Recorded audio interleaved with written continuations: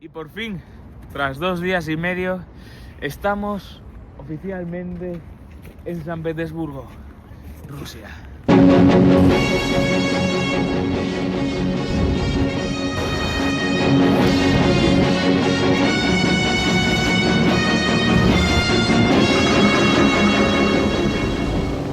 Y empezamos nuestro viaje a Rusia desde San Petersburgo, la antigua capital del Imperio Ruso, una de las ciudades más imperialistas del mundo, la cual nos deja auténticas joyas, desde palacios hasta monumentos de la Segunda Guerra Mundial. Pero hoy no vamos a hacer hincapié en ellos, hoy nos vamos a meter en los barrios donde vive la gente, el grueso de la población de Rusia.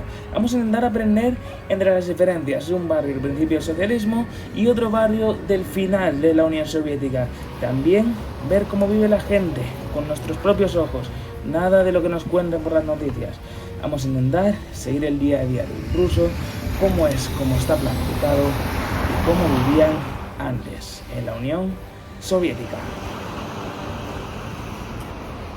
Encontramos en el barrio de Narvskaya, en las afueras de San Petersburgo. Este fue uno de los primeros experimentos socialistas que se hicieron en el mundo urbano. Como podéis ver, estamos repletos de murales soviéticos y de apología al comunismo. Estamos también en la estación de Narvskaya, una de las estaciones más bonitas del metro de San Petersburgo.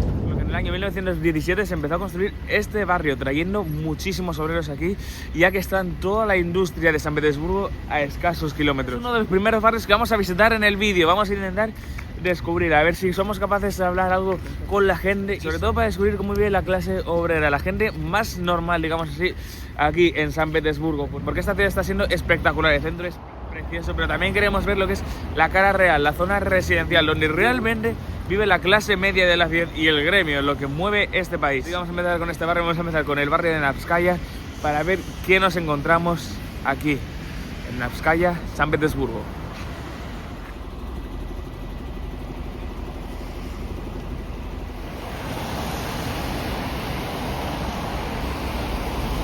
Esto que tenéis a mis espaldas es un edificio del inicio de la Unión Soviética. Como podéis ver, lo que estamos hablando, bajito y súper amplio. Apenas tiene 5 pisos y en este edificio vivían los obreros que trabajaban en las fábricas y en la construcción de las carreteras, todos juntos, en habitaciones bastante pequeñas. Como podéis ver, ahora también está lleno de supermercados. ¿Por qué? Porque estamos aquí ahora mismo en un boulevard, en un prospect, como se llama en ruso. Esto hace que esta calle sea bastante comercial. Ahora mismo, como podemos ver, hay marcas mucho más avanzadas, los negocios están muchísimo más modernizados, incluso hay algún McDonald's, algún Burger King de los que están afectados por las restricciones producidas por la guerra entre Rusia y Ucrania, que toman su propia manera y su modelo ruso, ¿no? Porque ya no pueden tener el logo de McDonald's, pero todo sigue siendo exactamente igual. En conclusión, como podéis ver, estos barrios están muy bien planificados. Tienen sus bulevares principales y luego calles perpendiculares a ese bulevar. ¿Para qué? Para así agilizar el tráfico, porque en estas ciudades, sobre todo en San Petersburgo y en Moscú, hay muchísimo tráfico. Entonces los negocios aprovechan estos bulevares para abrir sobre ellos. Por eso es el motivo de tantos supermercados. También vemos que pasa por aquí el tren, tenemos la parada de metro al lado. Estos barrios están muy bien conectados para que la gente pueda llegar a sus trabajos muchísimo más fáciles y tengan una vida mucho más cómoda. Y una cosa que me ha sorprendido es que desde fuera parece que todo funciona perfectamente, que está todo súper bien planificado, que si nieva están las quitanieves instantáneamente limpiando las calles, que está la gente caminando, todo con normalidad. Ahora mismo nos encontramos en una zona residencial del barrio de Narvskaya. Como podemos ver, edificio de hormigón, con una plaza, muchas zonas verdes y el colegio en el centro de la plaza. Esto es lo que pretendían los soviéticos cuando empezaron a construir este barrio, que la gente tuviera todo muy cerca, que hubiera muchísimas zonas verdes al alrededor, que así la gente se sintiera muy bien, que pudiera salir de su casa y tener un jardín, que pudiera llevar a los colegios súper cerca a los niños, que pudiera estar todo súper accesible para poderse centrar más en el trabajo. Era lo que quería la Unión Soviética, sacar el máximo rendimiento de las personas para así tener un país mejor. Ellos se basaban en que cuanto más trabajo y mejor realizado, la economía iba a ir mejor. Por eso hacían esto, por eso le daban las casas gratis a los trabajadores, le intentaban hacer lo más accesible posible en todos los casos Y esto es lo que se queda. Esto era del principio de la Unión Soviética. No habíamos llegado a la Segunda Guerra Mundial. Así que vamos a seguirnos moviendo por este barrio para ver los símbolos soviéticos, los símbolos al trabajo, y después pasaremos al barrio estalinista. E independientemente de que nieve, los niños siguen yendo al colegio. No sabemos a ver las restricciones, pero sí que nos sorprendió que la gente seguía estando en las clases. Estamos ahora mismo en medio del bulevar, en medio del Prospect Etzimat. Como podemos ver, toda la calle es súper amplia, edificios súper grandes y súper amplios, aunque sean pequeños. Este barrio fue súper importante en la Revolución Rusa de 1917. Aquí empezó lo que viene a ser la Unión Soviética, con Lenin, que fue su fundador. Estaban los bolcheviques, estaban los revolucionarios, y al final ganó el comunismo, ganó el socialismo. Por eso están así la gran mayoría de ciudades de Rusia. Por eso de la arquitectura socialista y comunista. Por eso Rusia era una de las mayores potencias del mundo y lo sigue siendo. Y sobre todo fue la cuna del socialismo y del comunismo. De ahí luego viene la Guerra Fría e incluso el conflicto actual con Ucrania. Proviene de la Unión Soviética y de muchísimo atrás. Esto no es algo que haya pasado desde 2014 con la invasión de Rusia al Donbass. Esto es algo que tiene un contexto histórico súper grande que lo iremos explicando en los próximos vídeos. Además, este barrio fue tan importante porque es que fue el primero que se hizo aquí en San Petersburgo y en Rusia, dentro de la Unión Soviética. ¿Por qué? Porque este barrio ayudó muchísimo a la Revolución Rusa y era activamente súper político, además de las grandes industrias que tenían aquí, sobre todo también de armamento y de la metalurgia. Debido a su situación privilegiada de estar tan cerca de San Petersburgo, que antes era Leningrado por Lenin, decidieron empezar aquí. Y aunque este barrio sea bastante antiguo, también se ve el brutalismo soviético ya desde el inicio. Tenemos aquí la estatua de Sergei Yeltsin. Luego tenemos al fondo un edificio con la hoz, representando el comunismo, que era súper importante aquí, y todavía, según nos van diciendo la gente, siguen habiendo rastros del comunismo en el gobierno de Vladimir Putin. Vamos a seguir descubriendo el barrio, vamos a seguirnos metiendo por las calles a ver qué es lo que nos seguimos encontrando por aquí. Las estatuas, uno de los símbolos más importantes de la Unión Soviética, aunque esta no era de Lenin, que la veremos más adelante en el vídeo. A mis espaldas tenemos un edificio de delegación del gobierno soviético. Ahora mismo se utiliza pues rollo ayuntamiento de delegación municipal, pero esto en su momento fue un servicio de delegación de control de unidades soviéticas.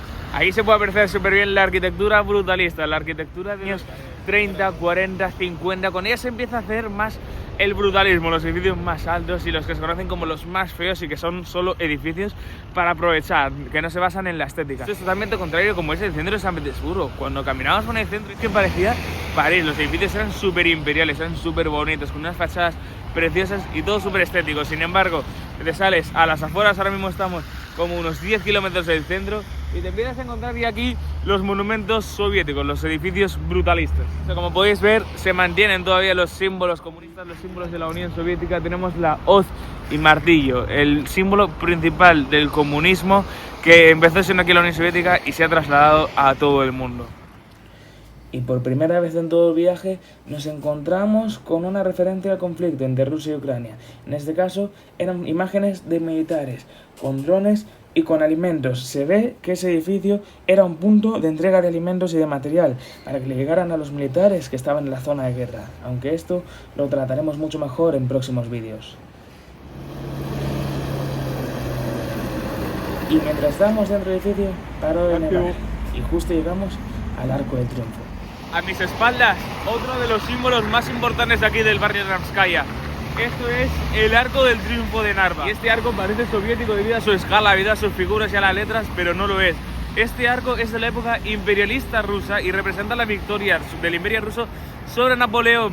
Y se empezó a construir aquí en el año 1817. Pero justo 100 años después empezó la Unión Soviética, por lo que la Unión Soviética se lo apoderó y también lo usó como un símbolo de superioridad, un símbolo del comunismo y de representación de aquí del barrio de Namskaya, lo cual lo hizo muy fuerte. De hecho, este arco y este barrio tuvo muchísimos bombardeos durante el sitio de Leningrado en la Segunda Guerra Mundial hasta 1944. Por eso es tan importante también para el barrio, porque representa la fuerza y la resistencia del pueblo de San Petersburgo y del pueblo soviético ante la Segunda Guerra Mundial.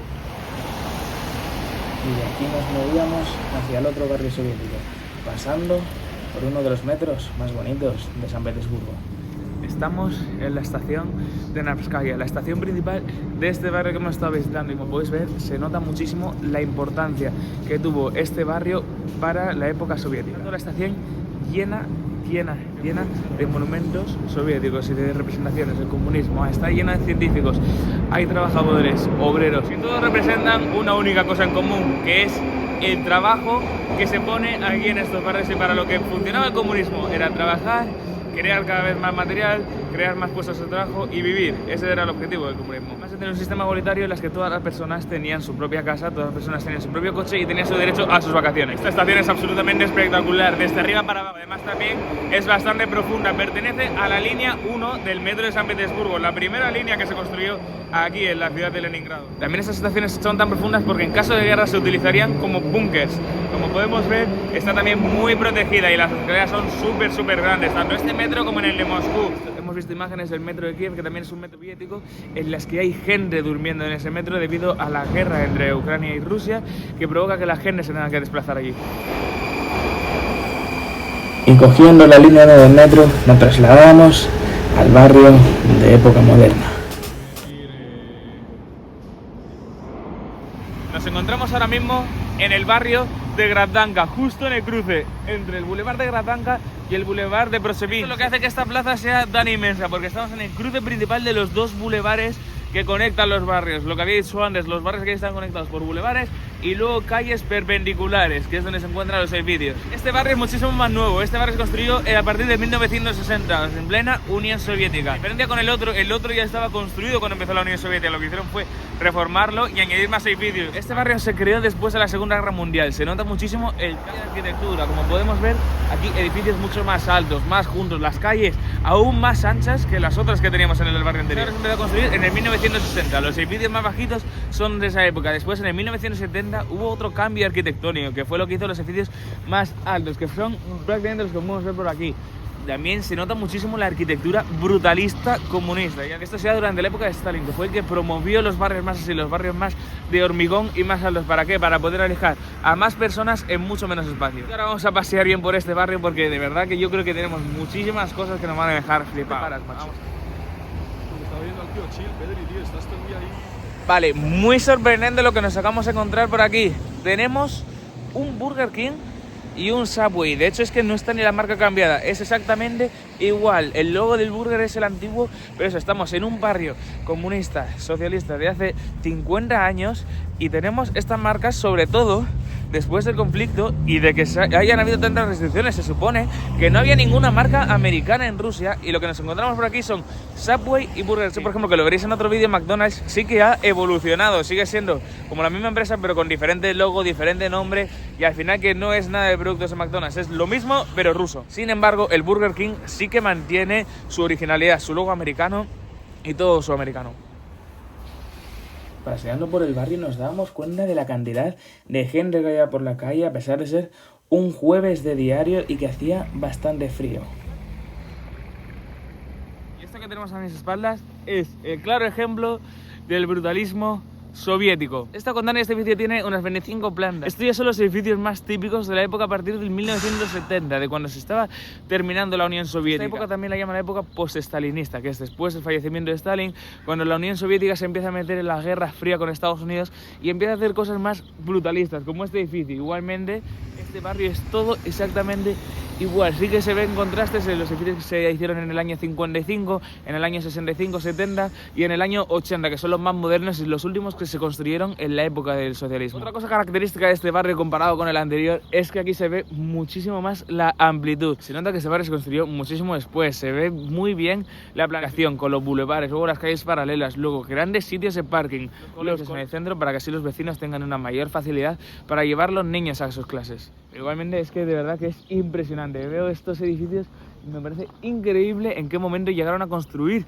tantos edificios así y el por qué. Luego eso tiene un motivo claro, que es el comunismo, que es intentar aprovechar todo al máximo, gastarse el mayor dinero, tener a todos juntos y contentos para poder optimizarse más y tener un mayor rendimiento de la población en cuanto al trabajo. De hecho, fijaos, aquí se nota muchísimo en solo una calle el cambio de época. Los edificios que tenemos aquí a mi izquierda son los que se construyeron en la época de 1960, que son edificios que suelen ser de 9 a 10 plantas y súper largos, súper compactos. Y a mi espalda, cuando se empezó a aplicar el brutalismo soviético, a partir del 1970-1975, construyéndose edificios de más de 20 plantas, todos totalmente juntos, para así intentar alojar a la mayor población posible.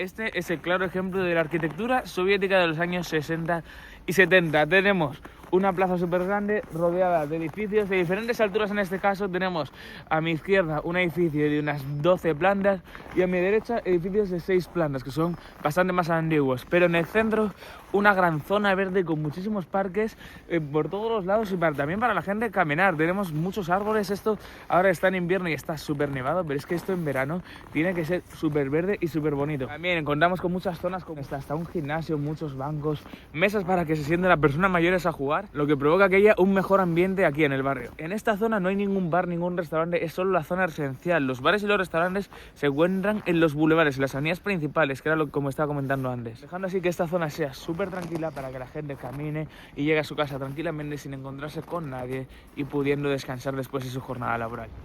Y aquí termina el vídeo de los barrios de San Petersburgo.